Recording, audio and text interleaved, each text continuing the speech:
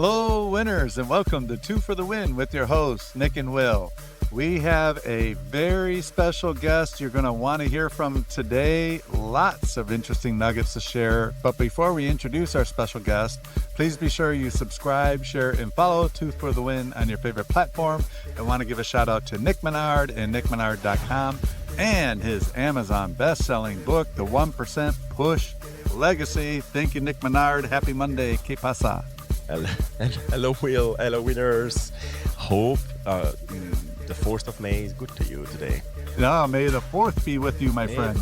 I wish I had the lightsaber. I should have had a lightsaber. Ooh, I bet you they got lightsaber microphones. I could get one. It's too late for next year. Yeah, something to work toward. All right, would you like the honors to introduce our special guest, my friend? Absolutely. That's always my honor to introduce guests, but definitely Julie. So, a couple of weeks ago, if you remember, we had a guest called Vincent Lenzi. And so that's the owner of Coming Alive podcast production. And now we are going to introduce to you Julie, which is the operation lead for the podcast production company. And that's someone we work very closely with our podcast. And so it's long time due to work with Julie, but she's not doing only that. She also very active, very active with women empowerment. She's leading group of women, like just to lift everybody up. So she's someone who is extremely caring. And so we wanted to have her on the show to just provide that positive attitude, positive mindset for our Mindset Monday. And she's also a mentor coach for Allied, which is a sex exploration organization. So she will be able to share a little bit more about the work she's doing there as well. But I prefer to let her introduce herself with everything that she's doing, because I know she does more than that. So it's our pleasure to introduce to you, Miss Julie Deem. This is so fun, guys. Long overdue. But as I mentioned, Julie, I really want to give you the floor to tell the audience everything that you're doing, because you are an amazing woman and you are so inspiring that we want to make sure that we are not leaving anything behind, and that you can really share with the audience all the great work that you're doing on a day-to-day basis. Thank you so much for the kind words. This is such a cool way to spend some time together, and I am more than happy to share everything that I know. I'm very passionate about podcasting. That's what actually got me involved with podcasting was here locally in Kokomo, Indiana, where I live. We have an annual brunch that I was on the marketing team for. I was volunteering. And I was volunteering to open the door at the event. And so it wasn't really a big position, but it got me in the door and it got me acquainted with the people running the event. And so the following year when I was on the marketing team, I thought it would be really cool to have a podcast where we take these executive women here locally and we share their stories on a podcast and generate some kind of global exposure. That was in 2018. And so at the time, a lot of people, even locally, weren't really talking about podcasting. And it was really neat to be able to be on that journey here in the business community to see people be like, wow, this is kind of a neat idea. And we did a live in-person podcast event at the following brunch. So in 2019, we have this brunch going on. It's the same brunch that's been going on for years. And in the middle of the brunch, we started playing the introduction just like we had in our normal show. And we all sat down and we had, I believe, 6 women that held executive positions locally sit at the table. And we hosted this live podcast event. And it was fire. Like, it was so good. But then 2020 happened, right? The pandemic. So that's kind of how I kind of got started there. And through that, I kept going. Our podcast, United States of Women, is now over 300 episodes. And it's basically how I got involved in podcasting. Wow, this is amazing. So you guys are more than just local. You just impact globally. Like those those connections, which is fantastic. 300 plus episodes. And how is the concept in the podcast? So it's not a one-on-one. You have different people, or it's like just 2 people each episode. Right. It's so all over the place. When we first started it, I had the intention of having local women on the show, and they were going to our Chamber of Commerce building. We had a studio. My mentor, Kalina, who I initially pitched the idea to, she invested in a studio for me at the Chamber of Commerce building. I ended up learning how to do all the editing. I would invite guests to our studio. I would record. It was very like old school. It feels so old school now. My mind was very much like, if you want to be on the podcast, you will come to the Chamber of Commerce and you will sit down with me and we will talk together.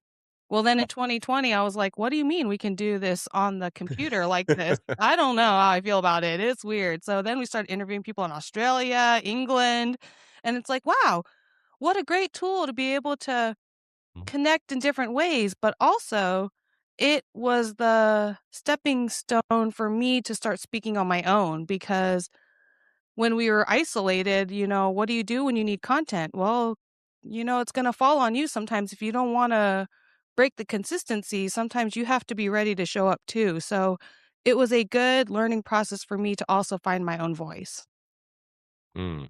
That's a very powerful thing to say. And I know that we met you a couple of times at Podfest, the last two Podfest, and you're someone who also do public speaking, and you had some presentation, very powerful presentation you were doing. So you love to share, and you love to really everything you know, you want people to know. So I love that about you, that you're always willing to share and help others. And I think that it's very clear when we work with you on Coming Alive podcast, for example, as well, production. Sorry, it's very clear that you want the best. So for us, you are doing the audio editing. So hey, the reason why we sound so good on the podcast, it's nothing to do with us. It's because of Julie. So thank you 100%. for doing this. But we love the fact that you all about giving and whole about helping others.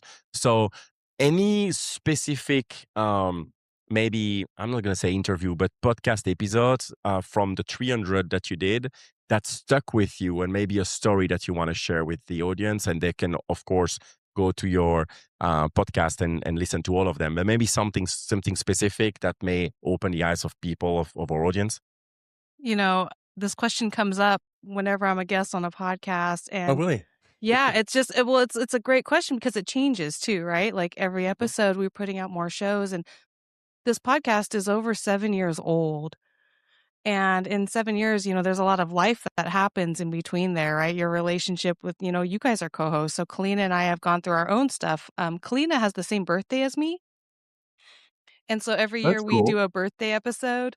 She's a Gen Xer and I'm a millennial. So we come from two different generations. And so to answer your question, Nick, I have a lot of episodes that I love, but a couple that stand out would be we have a 10 episode series called Handling Life's Blind Sides. And in 2020, when the pandemic started, it was kind of a really vulnerable time for a lot of people. Kalina, she began doing a lot of research on her lineage, her family tree, and it was her 50th birthday that year. Mm, She decided to go and do, was it 23andMe DNA and find out more about her Oh, yeah. family. In this process, she discovered her biological father, the guy that she thought was her dad, her whole life wasn't really her dad. mm. And she Hmm. found out because she had like an aunt that didn't match up with anybody in the family. And so she had to kind of through a roundabout way figure out like who is my dad. Well, since then she has now a whole nother family in Ohio. And she recorded a whole 10-part episode series about like how do you go 50 years of your life believing one thing and how do you navigate like when your identity is tied to who you are and who you thought you were? Because she now has grandchildren. Wow, that's powerful.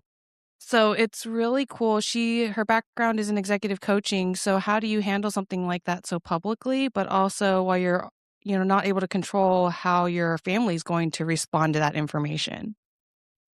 Mm, true. That's Another one of amazing. my favorite episodes is we had a guest, Rachel Haney, who, when she was 4 years old, her mother sold her for human trafficking in the Philippines. She lived in a cardboard box on the beach. Wow. And somehow she found her way to America and was living in Fishers, Indiana, and, had since a good family, married, kids, and really turned our life around. And, a lot of our stories are showing people that it doesn't matter what happens to you, right? We get to choose what we want to do with our life. And every day is a new opportunity to make a new story for ourselves. So we don't want anyone to ever feel stuck. We don't want anyone to ever feel like there's not a next step in their life. So being that Colleen and I are two different generations, we have guests from two different backgrounds. We do solo episodes together. We do episodes together. Since then, annually Global Leadership Summit.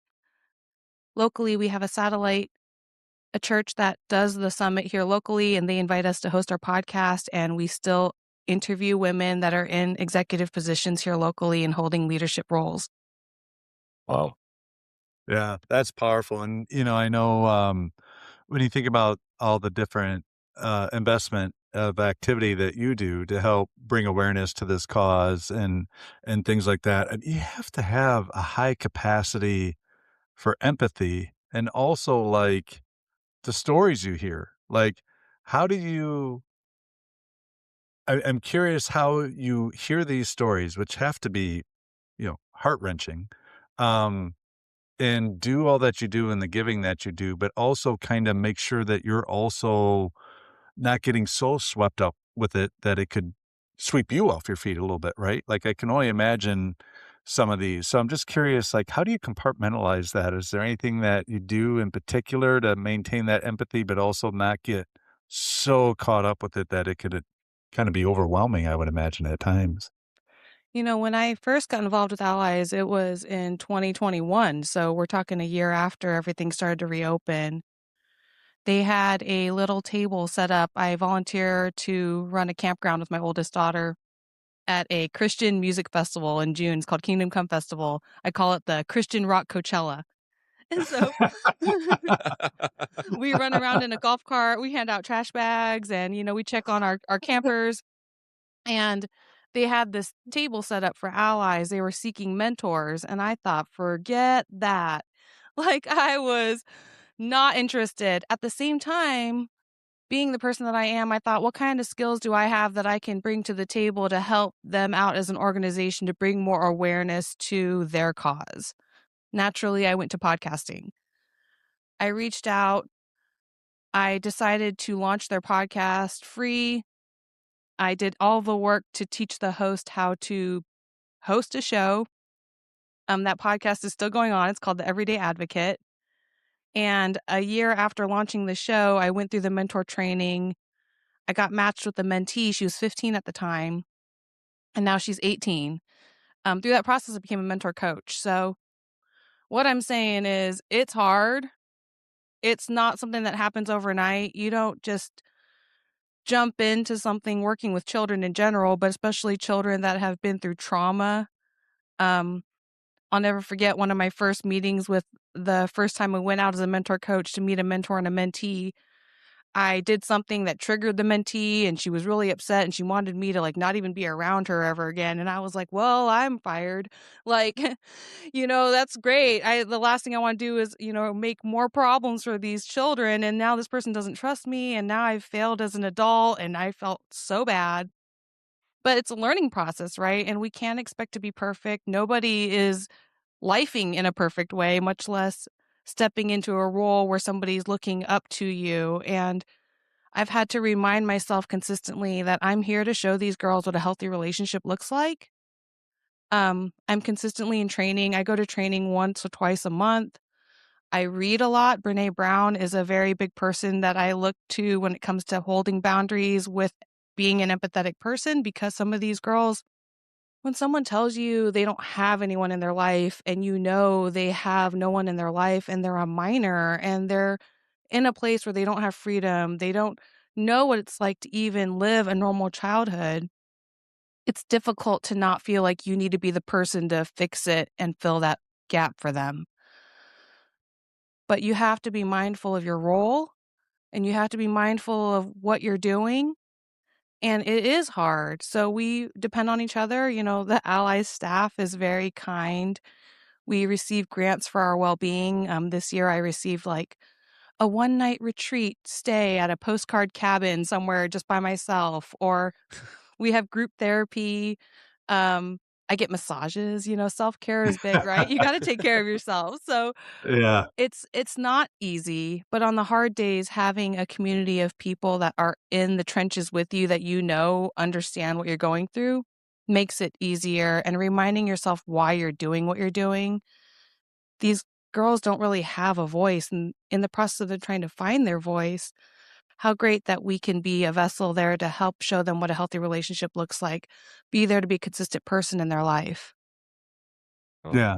Yeah, absolutely. And you think about it, it's so parallels, a lot of the things that we talk about on the episode. It's servant leadership in a way, right? Because you're doing this in service of somebody else and trying to give. It's the empathetic aspect. I loved the fact, and it really resonated as well when you talked about Brene Brown and boundaries. I think that is a healthy way where like you can be so giving on one side, but also make sure you're protecting yourself in that process of giving, which is really powerful. So I appreciate you sharing and being that transparent because I know it's a big passion of yours. Thank you. Yeah. Y- yeah, and I don't want to ask personal, question because of course as a mentor you don't share like personal stories like that online. But I want to understand definitely for the one you mentioned about the girl came from the Philippines and now lives a family life here in United States. What is the mindset, or what did you discover of that specific story of that lady that allowed her to persevere when a lot of people would just don't believe in life anymore? What in her story made her go from, hey, I could not have a worse start, but I will make a great future, and be able to live a family life now in United States. So what was the part that you believe based on that story, mindset wise, that someone can turn that to become the way she is now? Yeah, one of the things that stood out in her episode was that she got involved within the same work and started doing mission work where she was going overseas and trying to find opportunities to give back and understand how these girls were living and what that could look like. She was a Christian. She started going to church. I think having that faith renewed her also. But the mission that she went on was with her church and just understanding the flip side of she had this compassion for her mom. Mm. And I think that compassion really helped heal her and her relationships. Yeah, it's powerful. And again, one of the things I take away from that is she didn't focus on what happened to her or what went wrong. She focused on how could she help others and let that fuel almost in a way her continued healing through helping to heal others, which is really Yeah. powerful when you think about it. It's All it's right. Well, you probably don't have many dry eyes listening to this right now, but it's a powerful story and a lot of great parallels. Another thing Nick touched on, I want to ask you about, which I actually didn't. Before I get into that, I actually didn't realize you did something extremely powerful that led you into this realm where you are now with the podcasting and stuff. You were basically a door greeter. You're volunteering your time doing a door greeter to get out there and make connections. And that led you into the marketing opportunity. Like, maybe you can walk us through, because we have people, right, who listen to this and we all suffer from this. So this is not me, pointing a finger. If I pointing it anywhere, it's at myself, where we have self-limiting beliefs, right? And in the time I've known you, so here you're taking something like that as a way to open up a door. You are one of the more giving people that I know, like Nick was alluding to. Like, you're very free with knowledge and sharing and trying to uplift others through that. And then he also mentioned, like, you public speak. Like, that's one of the biggest fears that people have. And I know you've done that for the last couple podcasts. So maybe you could share with our audience, like, how did what was the fuel that got you to do that? Because you could have easily said, "Oh, I'll do it some other day," or had some self-limiting beliefs like, "Oh, who's gonna listen?" or whatever, but you continually put yourself out there And I know there's more to that story that I think our audience could benefit from that they could apply in their own lives as well, if you don't mind sharing. It's interesting because on the outside, it's easy to think like, oh, Julie's so gifted. She's such a easy, like, she does public speaking so naturally. And a lot of those limiting beliefs that you are sharing are normal thought processes that everyone goes through, right? The difference is the action taker, right? And I think about going to the gym. It's not comfortable the first time you go to the gym. You're looking around like, oh, everybody's probably looking at me. Like, I bought a fresh gym outfit. Like, it's cute. Did anybody notice it's cute? Like, you're thinking so many dumb things. Meanwhile, like, you go to the gym a couple more times and all of a sudden you're like, oh, everybody's doing the same thing. We're just exercising. Nobody really cares. So I think about public speaking to the same effect of like, if you're not sharing with the world, you're doing a disservice. Part of having that servant leadership heart means like you should be willing to collaborate. You should be willing to connect. And if that means putting yourself out there, you're not going to grow if you just stay by yourself in your home. So why not try? Right. And that's not something that I've always had. That's not something that is something that's been very natural for me my whole life. My nature is to be much more of an observer, a wallflower. And if it wasn't from the perspective of really just wanting to help, I don't think I would have ever gotten past it. And so when you talk about opening the doors at the brunch, I've got to share this story that I had wanted to go to this brunch for 2 years previously. Kalina, she was a member at my church. I would hear her commercials on the radio and I was a young mom. Like this is like 2017, 2016 that I was like, you got married, you have a kid, like check, check. Now what? So I'm like fishing around and this brunch radio ad comes up and I'm thinking, I'm not spending money to go to this thing. Like, hoorah, let's go hang out and have orange juice together and talk about how great we are. We can wear our blazers. So I really that's what I'm saying. Like, it's not my personality. So the following year it comes up, I'm hearing it and I'm like, oh, like here it is again. Like, I guess we can go. Well, the following year when it came up, I'm like, you really need to go. Like, there's a reason, this person's connected to you. She's a good person. What do you have to lose? Well, I didn't sign up. I kept waiting. It was like 2 weeks before the brunch. I said, you know what I'm going to do? I don't want to spend money. I'm just going to message her on Facebook. Hey, Kalina, I saw you got this brunch in like 2 weeks. You need any volunteers? Like, I can volunteer and, help out a little bit. She's like, yeah, yeah, yeah. I can put you on the registration table. She's like, "You can sync up Tanya's in charge of registration." I know Tanya. All right, that's fine. She's like, "Tanya's gonna hit you up on Sundays, $50 to go to the brunch." I was like, "I pay $50 and I'm volunteering. Like, this better be worth it." So I sure did. And so now we always joke. She's like, "Julie went from the front door to the front stage because it was literally such a transformative brunch that the following year I was like, you guys, we love this brunch. This is what we're gonna do." That's so awesome. You made it But, happen. how many people would have not paid it? Like, they would have been offended that here I'm volunteering and you're still requiring me to pay. But that's the thing about you, and you really wanted that experience, and you made it happen. You didn't focus on the self, I shouldn't say self. You didn't focus on the limiting aspect. You were looking at from the big picture what you could gain from it, the connections and things like that. It At least was that's how it fun. sounds. And then even the podcasting, I never was gonna do solo episodes. We would have guests on. In my mind, I wanted to, take the women's voices in the community and like, oh, let's share their story everywhere. And then I remember when we'd have episodes just me and her. This is like before ChatGPT. I would have to go research like Brendan Burchard. What's Brendan Burchard talking about this week? What's he got on his blog? Like Tony Robbins, what is he doing? And I'd be like, hey, they got this whole idea around limiting beliefs. Like, we should break that down in our own concepts. And like, we would go through all the topic scheduling. And even then, it was still so awkward. So I don't think it was really until 2022. It was okay.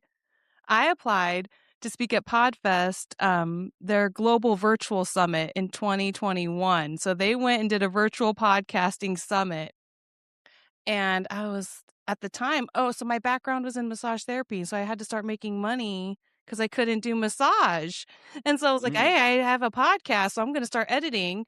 So I started picking up some jobs and I was like, well, I need to add some credibility. So I'm going to go apply to speak at Podfest. No experience public speaking, barely was even doing any solo episodes on the podcast, and was like, I'm going to shoot my shot.